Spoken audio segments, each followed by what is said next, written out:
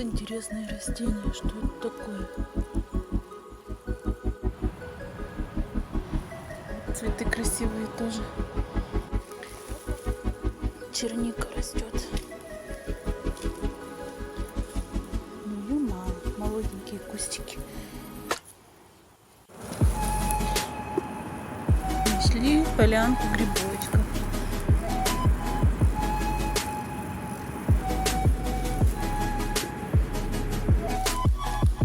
Пижма растет. На пижме бабочки.